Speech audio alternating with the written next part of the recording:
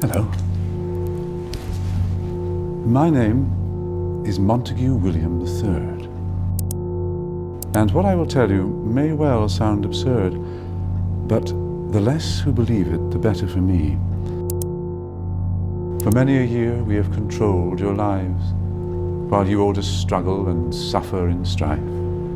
We created the things that you don't really need, your sports cars and fashions and plasma TVs.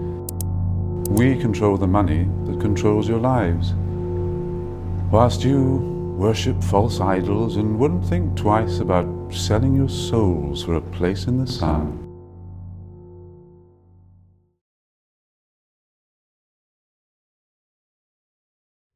What's the best way you would describe reality? The reality is you've known it since you were young. Think about it. I know how I would describe it. Not broken, not loud, just off. This day and age, the world moves fast. People smile. They chase. They consume. But as I am speaking to you now, somewhere deep within you felt it. A moment where we stopped and thought, is this it? What if everything you know, everything you were taught, sold and trained to believe, was never all there is to it? Just a well-designed illusion.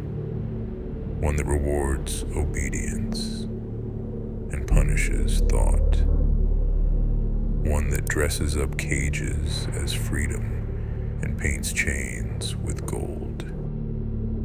If that soft whisper inside you has grown louder, if the constant questions have become impossible to ignore, then this is not just your average video. This is a return to the place, to the voice which questions this reality we like to call life.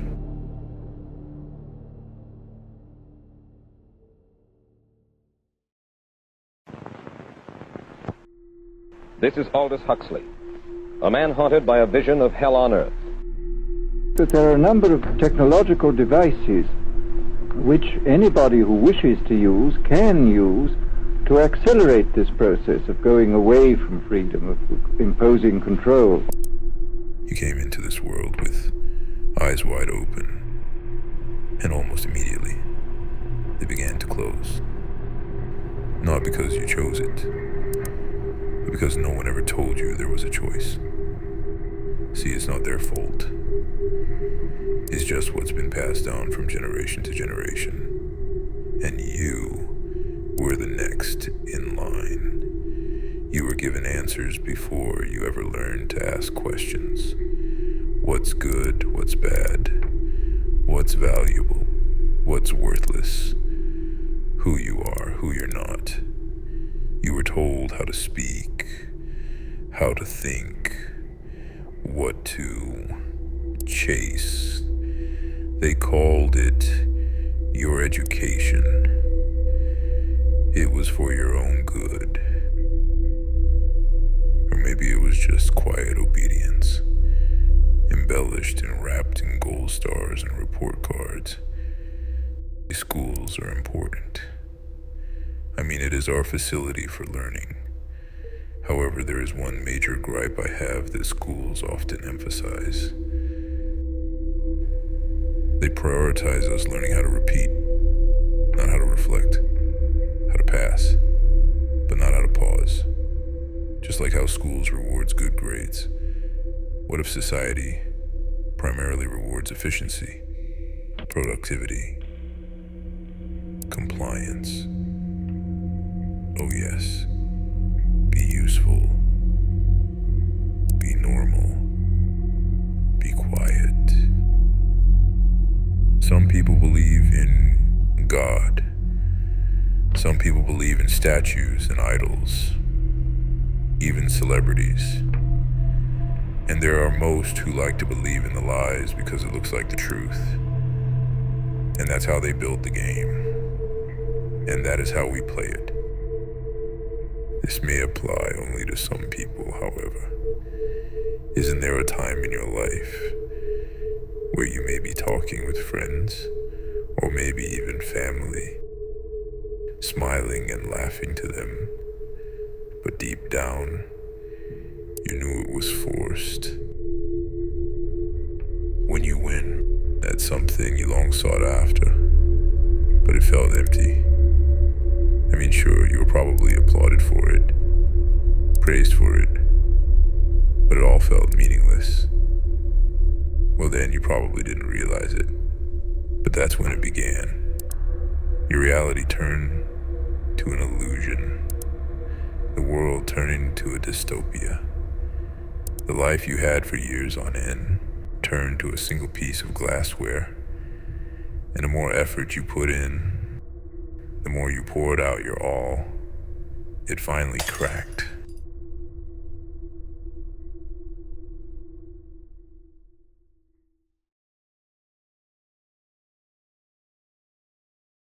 These things that won't matter when your time is done. But as long as they're there to control the masses, I just sit back and consider my assets, while you common people are losing your jobs. Illusion grows on two things: distraction and repetition.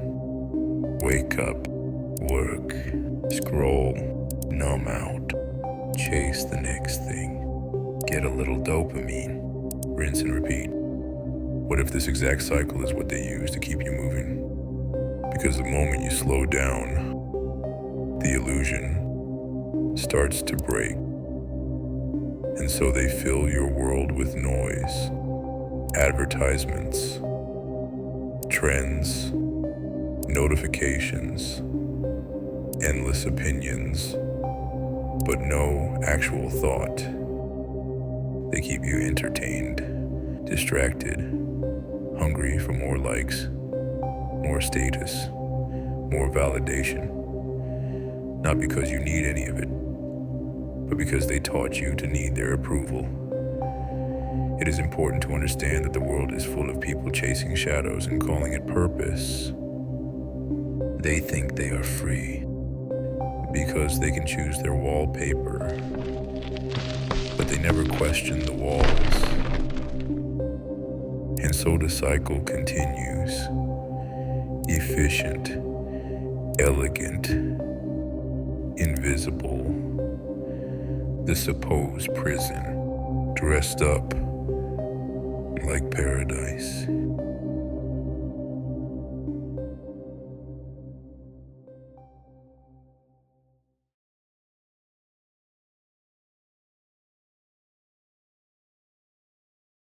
If we really believe that the law of the land, the Supreme Court, and other so-called judicial bodies were for real when they talked about integration, we would integrate. But to show you the hypocrisy of the law, when Negroes demonstrate for integration, instead of arresting the discriminators, the law arrests the demonstrators. So this is a foolish move on the part of Negroes. And when you foolishly get involved with an enemy, then whatever comes upon you, that's your business. Maybe it started as a question, one we didn't say out loud. Maybe it was a moment in traffic or at work, the routine, the performance, the pretending, laughing at jokes that weren't funny, posting pictures that weren't real. We kept on showing up even when nothing inside us was present. You followed the map that was given to you, but the road felt empty. That's the fracture. The moment when the illusion fails to convince you, you don't talk about it. Because most people are still enchanted, still clapping, still chasing, and while other people are caught up, you start to get lonely, even when there are people around. You need to belong, even when it feels like there is nowhere else to go. And when that longing begins, no amount of comfort, distraction, or success will ever silence it again.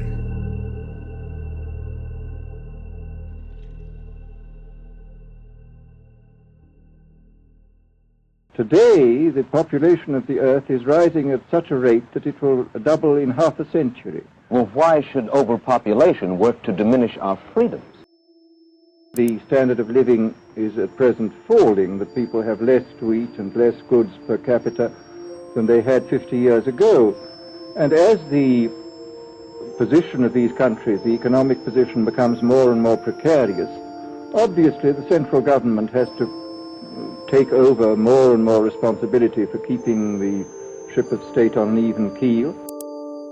You're likely to get social unrest under such conditions, an intervention of the central government. So I think one sees here a pattern which seems to be pushing very strongly towards a totalitarian regime. And unfortunately, as in all these underdeveloped countries, the only highly organized political party is the Communist Party, it looks rather as though they will be the heirs to this unfortunate process, that they will step into the position of power. You felt the first crack in the illusion. Things don't seem so simple anymore. Birth, school, job, family, death. This illusion is now going to bleed, all because you questioned it. You start to see things differently. You start to notice the way people move, the words they use, the eyes that don't light up anymore. You start to wonder, why are we all pretending? The more you start to learn, the more you start to see, the more you start to think, the mind automatically builds what we call ego or pride. But get this. When you're beautiful, when you're joyful, when you're loving, when you're wonderful, Mr. Ego is absent. Only when you're nasty, you want to put it on somebody else because you haven't found anybody else, you have invented one Mr. Ego. Pride No such thing. is the devil. It doesn't make you better to know anything. It doesn't make you special. All it does is make you aware.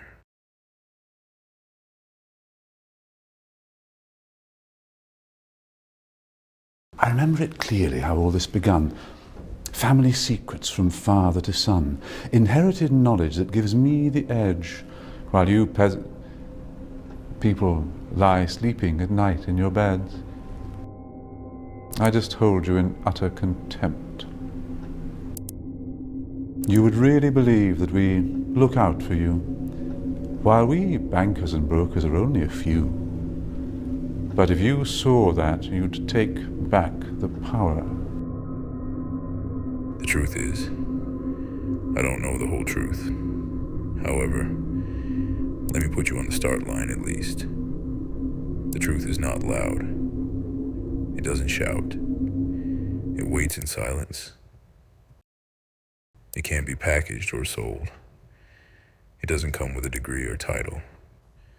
In fact, the more you strip away what the world gave you, the closer you get to it. Truth doesn't need you to be smart. It needs you to be still. The questions you ask when no one is watching. In a way, your chest tightens when you're living a lie.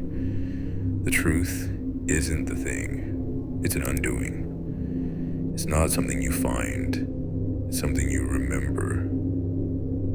Because deep down beneath the noise, beneath the roles, beneath the masks, you already knew.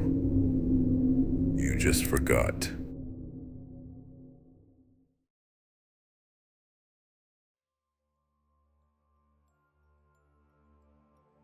All technology is in itself morally neutral. These are just powers which can either be used well or ill. May have which will profoundly change our mental states without doing us any harm. I mean, this is the pharmacological revolution which has taken place, that we have now powerful mind-changing, physiologically speaking, are almost costless. I mean, they are not like perfume or like which do change the state of mind, but leave terrible results physiologically and morally. Once you start to take action to what's been said so far, you can't go back to the person you once were, because now you're not the same one to chase shadows. You're not clapping for illusions. Now you're observing, you're listening, you're remembering, and that changes everything. You're drawing your own now, not with ink, but with vision, with pain, with stillness, with truth. And when they ask what happened to you, why you're different now, just smile and say, I stopped pretending. They say you've changed. No, you haven't grown.